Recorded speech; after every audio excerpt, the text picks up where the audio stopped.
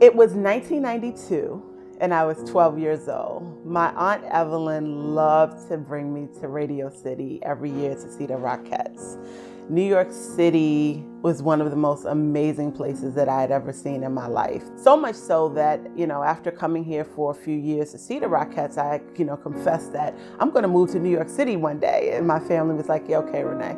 I come from a family of professionals who work for the federal government, who are alumni at Howard University. So their aspirations for me was obviously graduate from high school, go on to college, get a government job. When I graduated from high school, I had, got accepted to some historically Black colleges, and I decided I wasn't ready. Renee wanted to do a different route.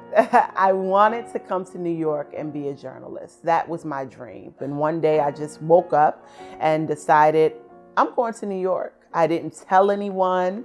I didn't make plans.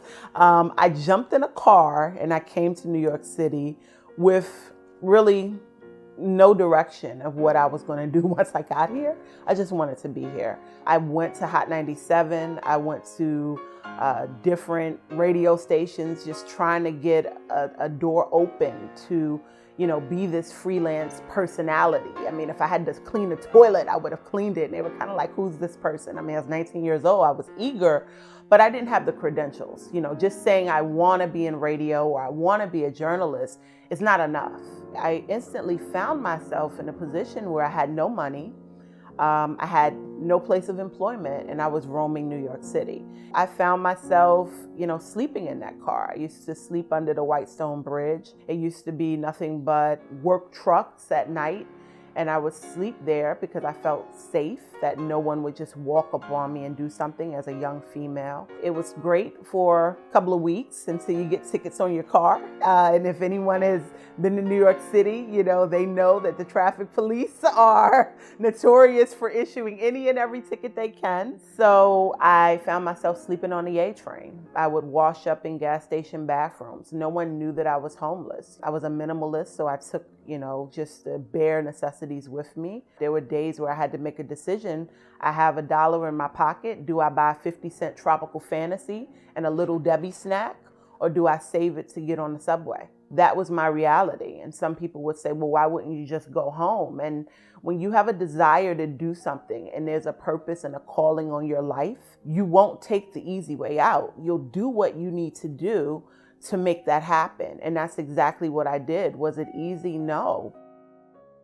I found myself saying, I have to go into a shelter system because I couldn't sustain just washing up in gas station bathrooms anymore. My first shelter was Covenant House. I would walk to my job. A caseworker there helped me get a job at Foot Locker. I would walk there. And because you can't stay in Covenant House for too long after you max out to a certain age, I went to the women's shelter in Brooklyn on Saratoga, Help USA. I decided I needed to go to college. By this time, I'm 21. I enrolled myself into Mega Evers. I'm homeless, so I have no income. I went to Mega Evers for 2 years and dropped out. I found it challenging, and I wasn't mentally ready to handle that kind of setback. It was, again, another blow of, here we go with something that's challenging, and I don't want to face it right now. I have too much challenges of my own. I'm going home at night to sleep in a shelter when most people are, my classmates. It was so weird. They're like, oh, so maybe I'll come over to your house, which is normal things that classmates do. But I didn't have a house. I didn't tell people I lived in a shelter. I didn't want the stigma. I always knew Renee is cut from a different cloth. Renee is going through something, but she's going to come out on top. And I didn't call my family for a year because I was embarrassed and I was ashamed. And I didn't want them to see me at this very low point in my life because I felt like, just let me grind. Just let me have the opportunity to make these dreams come to fruition. Not proud of it, but I got into a relationship with one of the employees there. And it turned into a romantic relationship. And he said I could come stay with him in the Bronx. And I thought, this is great. And that relationship lasted for about 1.5 years until I found out that he had a drug problem.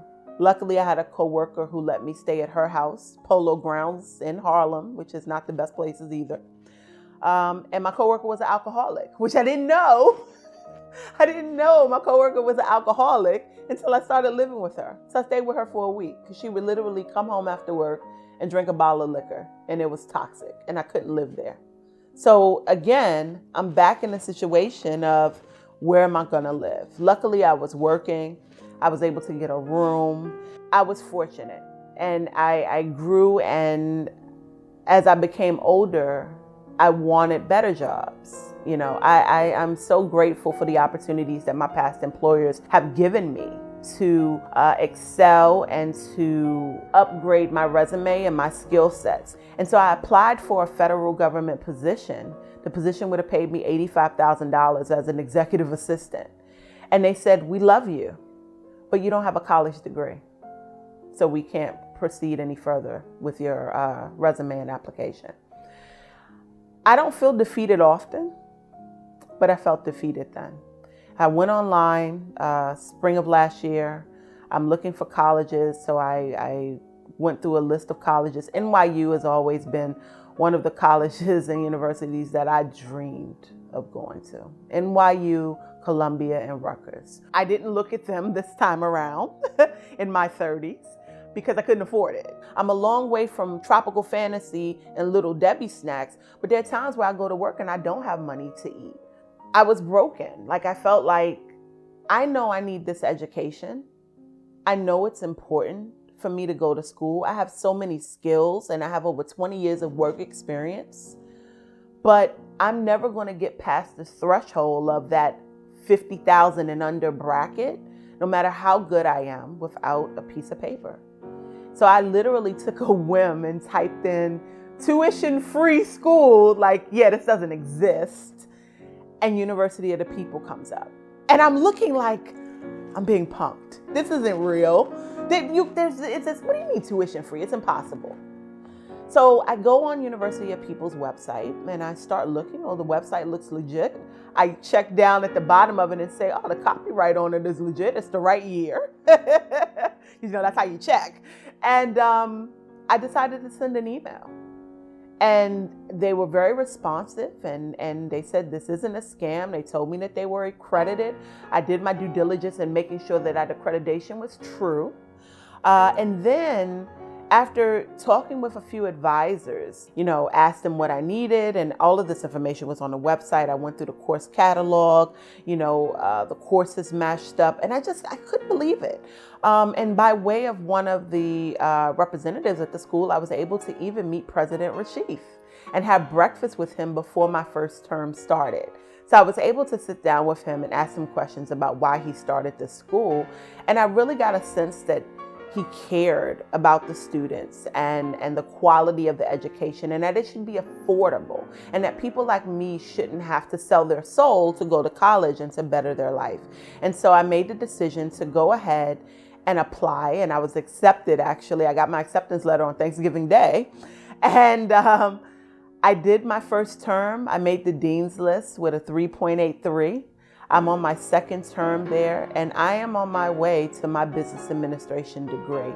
And I will never be denied for a job or any opportunity in New York City or elsewhere again because of University of the People.